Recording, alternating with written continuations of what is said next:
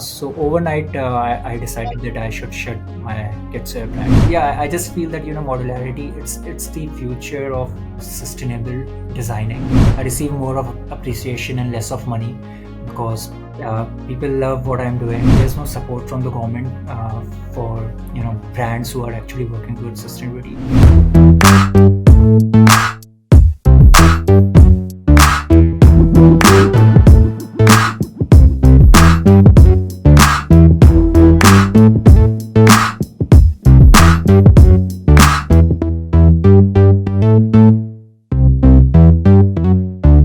Hi everyone. Today I have Pratyush from Pieux with me.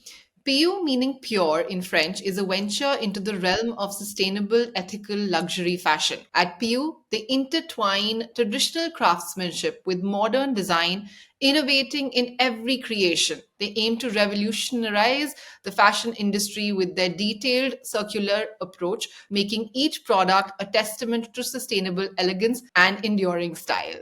Hi, Pratyush. Thank you for doing this today with us. Hi, Akansha, and thank you for the lovely introduction. I'm just very intrigued to know your journey till now and a little about the brand. How did this brand come about? And also, leading up to this brand, what other things were you involved with? I wanted to be a heart surgeon. That is how, and for that I studied till 12th.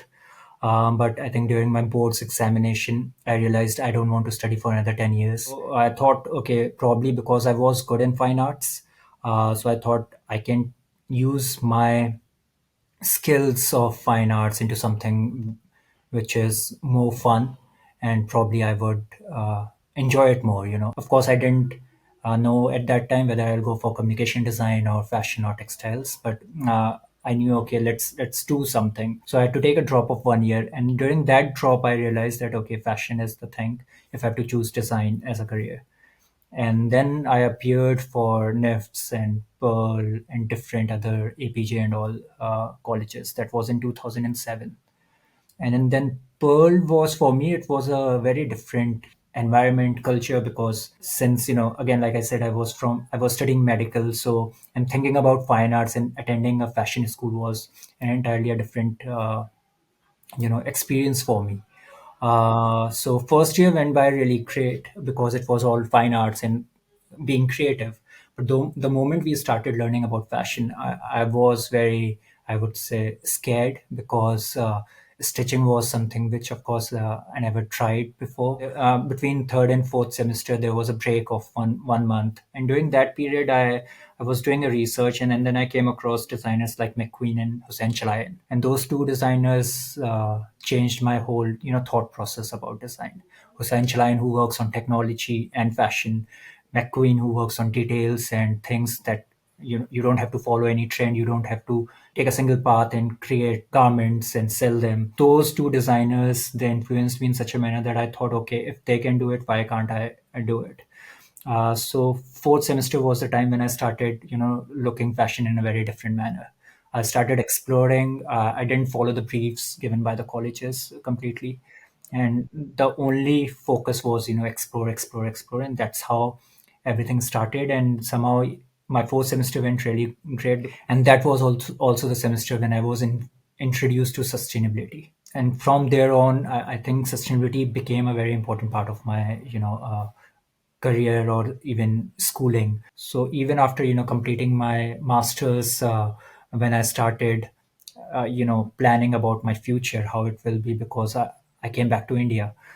So I knew that in the future I'll have a brand. I'll have to work for a few years. I'll take experience, make connections, and start working on my brands. But I had no clue that at what time of my timeline sustainable brand will be launched.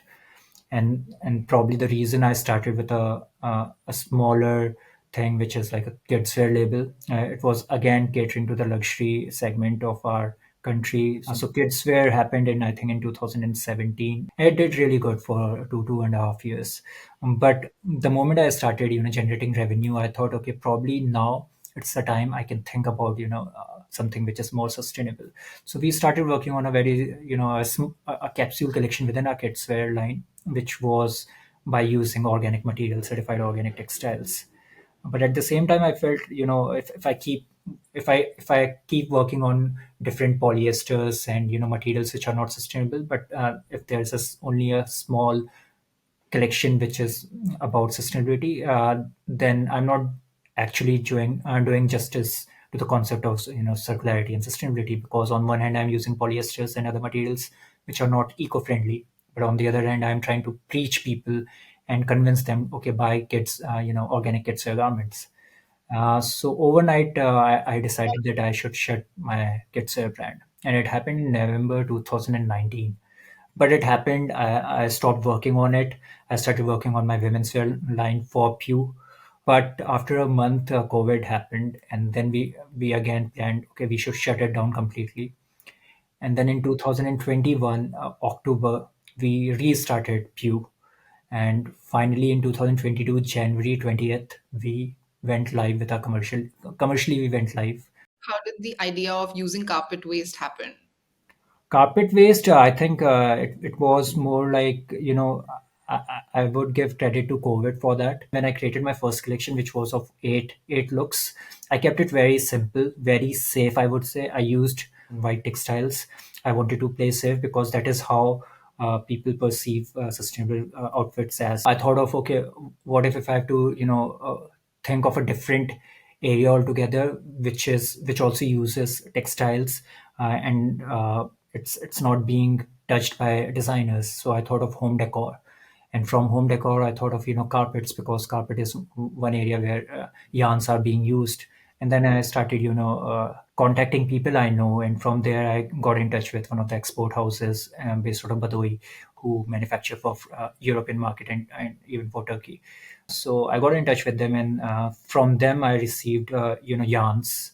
Those were discarded yarns in their factory. For them, it's like 100 kg of yarns are left behind every month in the process of manufacturing carpets. So we procured few yarns from there, like a few kilos of yarns, and then we started um, creating our own yarns on handloom, and that's how Cartex happened, and we started using it. And in terms of your design process, how does that work? Do you first come up with a collection and then source the materials that work with the collection, or do you first procure your materials and then work backwards from there?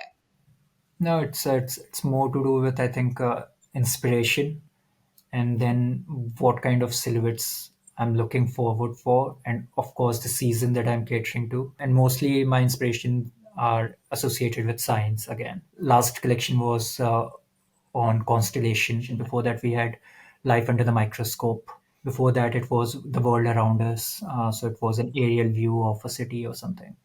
Once I pick up inspiration, I start researching on designers, and not only fashion designers, but textile designers, fashion designer, product designers who have worked on that particular inspiration to create their products, in order to understand what are the possibilities and how much has already been done by other artists and designers. And once that is done, I take a break of 2 to 3 weeks. I don't think about my collection or this design, because I've read somewhere that if you're looking at something, if you're watching and researching on something, and if I start creating something, I'll try automatically. I'll create what I was watching for a few weeks, and then I keep that research aside, and that's when we start working on different surface treatments that can be done, or fabric manipulation. We don't start with designing a silhouette, but methods to achieve our inspiration that we have chosen. And once we come up with few methods of surface treatment and fabric manipulation, the next step is where I start doodling designs. But it's again a very spontaneous process. I don't design like 10 pieces and then we start with pattern making. It's like every morning, when I reach my office, if we are in that process of creating a collection, so I'll create a design. It takes half an hour or so that I'll design, I'll sketch, then I'll discuss it with my pattern master. We start making patterns, and then we think about how to incorporate all those methods that we have thought about, and how to use it in our designs. So that's how every day a new design is being created, and we are thinking about it, how to implement our methods and create a collection. When you design or your like thought process when you're designing is that a top could be made into like a skirt or vice versa, Yeah. Is that something which is very very sort of important to you, that it can be one piece need not be worn only a single way? Yeah, I just feel that modularity, it's the future of sustainable designing, right from IKEA to there are so many mobile phones. Even Motorola, they created modular phone in the past, and I think it makes life a little easier when you have modularity as a concept, because you can achieve different looks, but at the same time you are able to contribute uh, to sustainability indirectly, because you are able to probably you will shop less because you are getting three looks in a single outfit. How is the response from the customers when you show them pieces that are modular, or even your overall collection? What is the response like from customers? I think response is always amazing. I think it's more like I receive more of appreciation and less of money, because people love what I'm doing, and for them it's more like art pieces that you are doing. That's been your response in India, because I remember we were having a conversation where you said that globally your Yeah. pieces are very well appreciated, and also you found a market overseas. Yeah, in Paris, for example, response was super amazing. I mean, people loved it. They felt the prices are low, in fact, for the French market or for the European market. What have some of the challenges been in the last couple of years while you built your brand? So the challenge, I think it's a material when it comes to hand embroidery, because I want to use many materials which I can't use because those are not eco-friendly. Other challenge I would say is convincing people about the fact that okay, why our products are better than some XYZ, because those are not sustainable. I just feel that we want government to get involved in sustainable fashion, and that's more like I said, it's not a challenge, but it's more like feeling uh, a little discouraged that there's no support from the government for brands who are actually working towards sustainability. There should be strict policies against greenwashing, against using textiles which are actually not good for the planet. Uh, because there are so many things which are indirectly, directly, it's actually not good for the planet, but it's being ignored. So the one thing that I also want to know is that have you been able to measure the kind of impact that you've been able to create through your brand, in terms of how much waste have you upcycled through the last 2 3 years? Uh, See, I know about the carpet, as in the discarded yarns that we have procured. I think we have procured around 150 kgs. Uh, that's the approx number, and we were able to upcycle around 82 kgs till now. Since we are also using recycled polyester, until now I think recycled polyester somewhere around 125 meters or so, and per meter around, I mean, if we see how many bottles are used to convert into a 1 meter textile, so around 12 bottles are used to create 1 meter of textiles.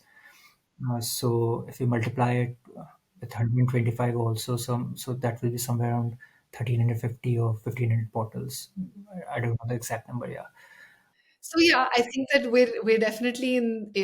There's an upward swing. It might take time to make that kind of impact, and to have, like, the masses ask for these products. But I think that is definitely going to happen in the next couple of years, and definitely in absolutely. India as well. Yeah, that will.